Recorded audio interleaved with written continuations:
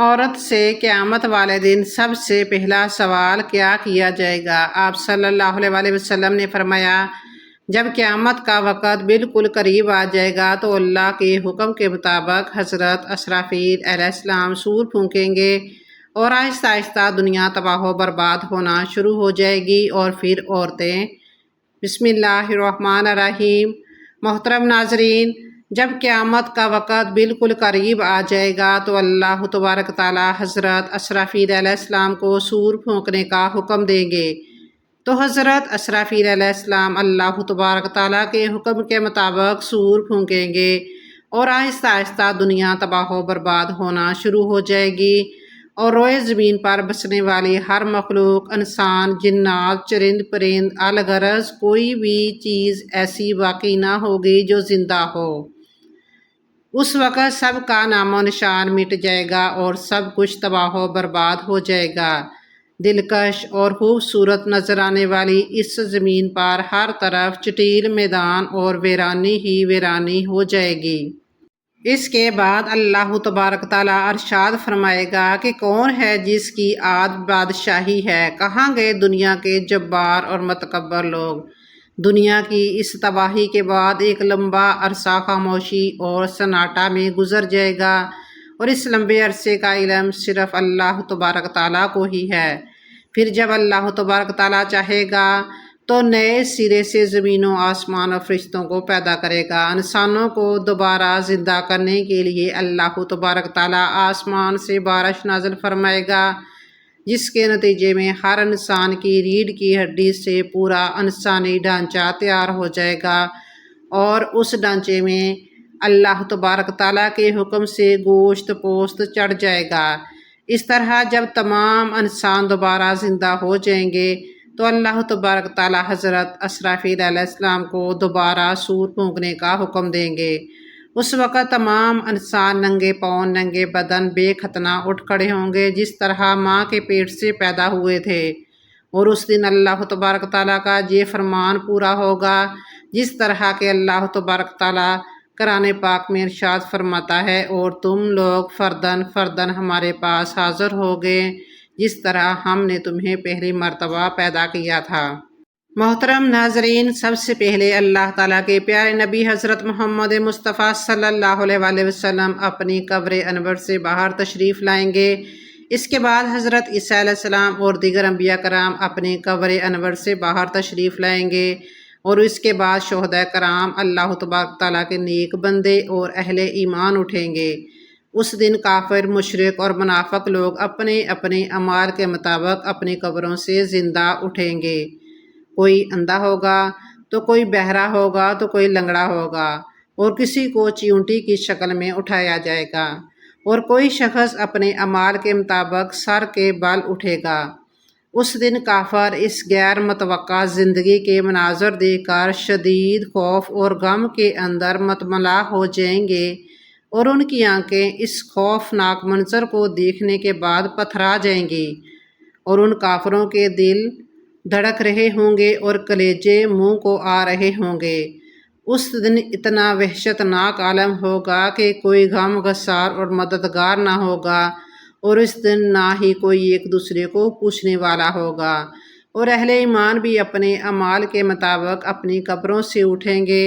اس دن شہداء کرام اپنے بہتے ہوئے تازہ خون کے ساتھ اٹھائے جائیں گے،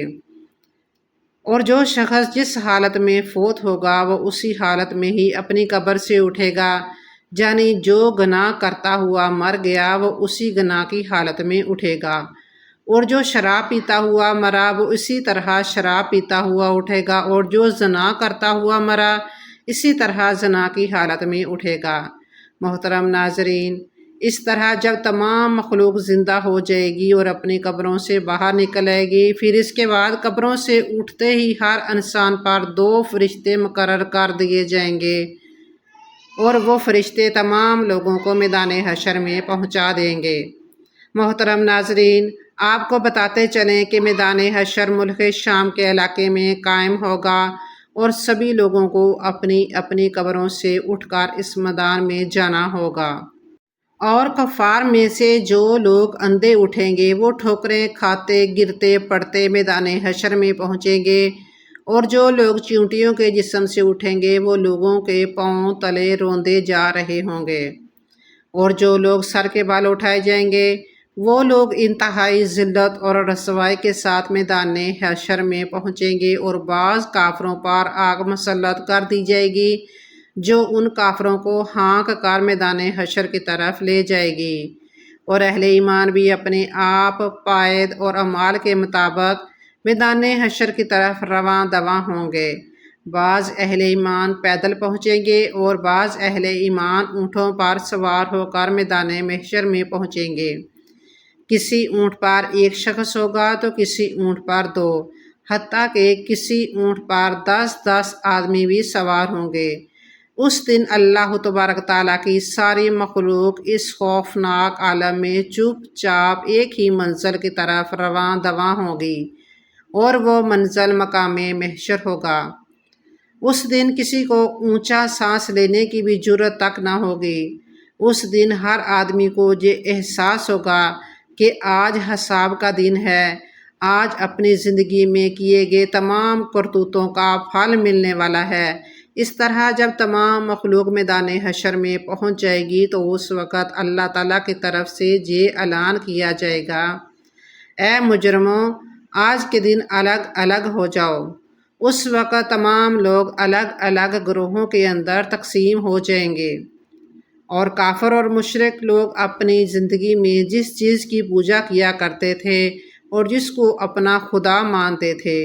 وہ اسی گروہوں میں شامل ہو جائیں گے، اور دوسری طرف ایمان والوں کو ان کے اعمال کے مطابق الگ الگ گروہوں میں تقسیم کر دیا جائے گا۔ نیک لوگ نیک لوگوں کے ساتھ ہو جائیں گے۔ ناظرین، میدان حشر میں تمام لوگ ننگے پاؤں اور ننگے بدن ہوں گے۔ اس دن سورج 1 میل کے فاصلے پر آگ برسا رہا ہوگا، اور زمین تپش کی وجہ سے دہک رہی ہوگی، اور جسم سورج کی آگ میں جل رہا ہوگا، اور زمین اتنی گرم ہو جائے گی کہ زمین پر نہ پاؤں رکھا جا رہا ہوگا،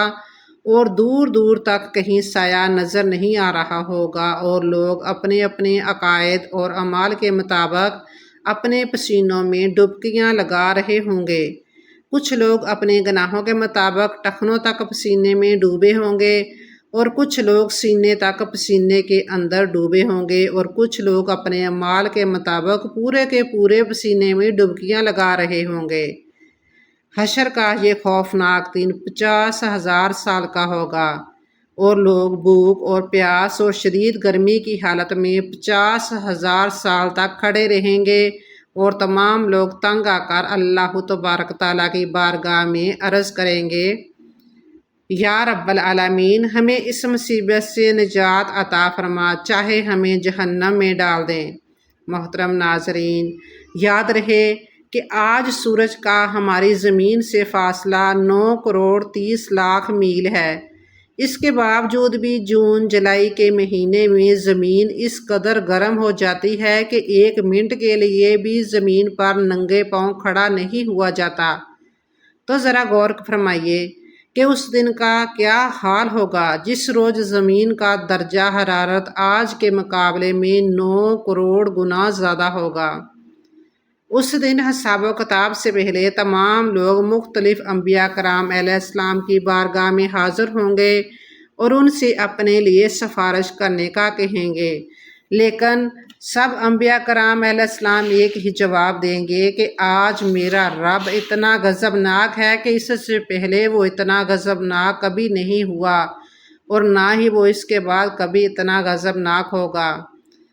اس وقت تمام لوگ مایوس ہو کر حضرت محمد مصطفیٰ صلی اللہ علیہ وآلہ وسلم کی بارگاہ میں حاضر ہوں گے، اور آپ صلی اللہ علیہ وآلہ وسلم کی بارگاہ میں عرض کریں گے، یا رسول اللہ صلی اللہ علیہ وآلہ وسلم، آپ اللہ کے پیارے رسول ہیں اور خاتم الانبیاء ہیں، آپ دیکھ رہے ہیں کہ ہماری کیا حالت ہو چکی ہے، آپ اپنے رب کے حضور ہماری سفارش کر دیجئے کہ وہ ہمارے حساب و کتاب کا آغاز فرمائے اور ہمارے گناہوں کو بخش دے۔ تو اس وقت آپ صلی اللہ علیہ وسلم یہ ارشاد فرمائیں گے کہ آج کے دن سفارش کے لائق صرف میں ہی ہوں۔ چنانچہ اس وقت حضرت محمد صلی اللہ علیہ وسلم کو میدان حشر سے شفاعت کی بلند ترین مقام محمود تک پہنچا دیا جائے گا، جو جنت میں عرش الہی کے نیچے ہوگا، اور وہاں پہنچ کر حضور پاک صلی اللہ علیہ وسلم اپنے پیارے رب کی حضور سجدے میں گر جائیں گے اور اللہ تبارک تعالیٰ کی حمد و ثنا کریں گے۔ اس وقت اللہ تبارک تعالیٰ کی ذات جب اپنے محبوب کے اس محبت برے سجدے کو دیکھے گی تو اس وقت اللہ تبارک تعالیٰ کا دریائے رحمت جوش میں آ جائے گا۔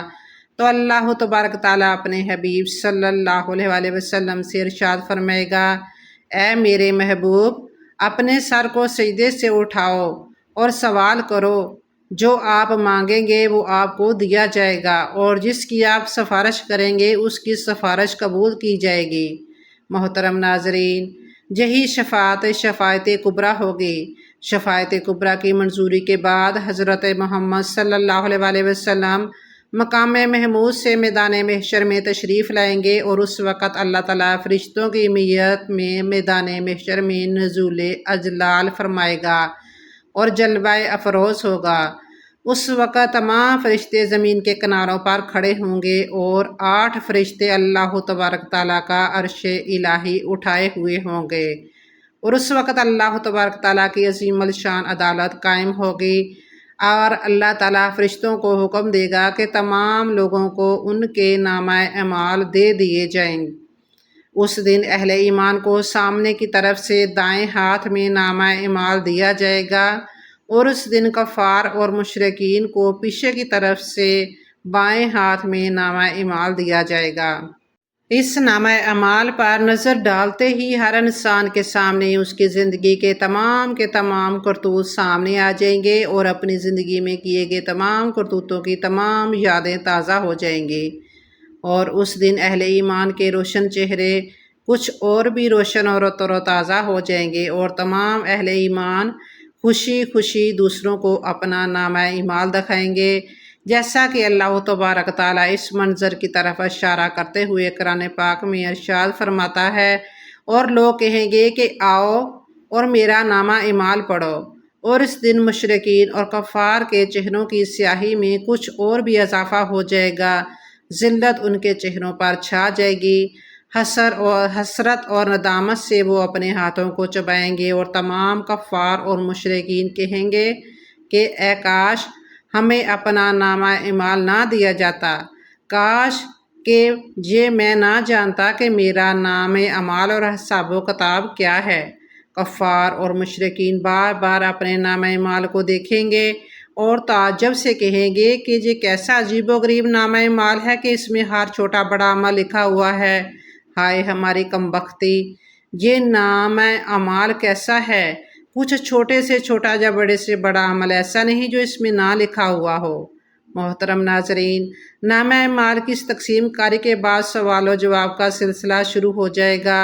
حضرت انس رضی اللہ تعالیٰ عنہ سے روایت ہے کہ آپ صلی اللہ علیہ وسلم قیامت کے دن عورتوں سے سب سے پہلے نماز کے متعلق سوال کیا جائے گا کہ پابندی کے ساتھ وقت پر ادا کیا تھا کہ نہیں، پھر شوہر کے متعلق سوال ہوگا کہ اس کے ساتھ کیسا برتاؤ کیا تھا۔ اس حدیث کے فائدے لکھتے ہیں کہ حشر کا میدان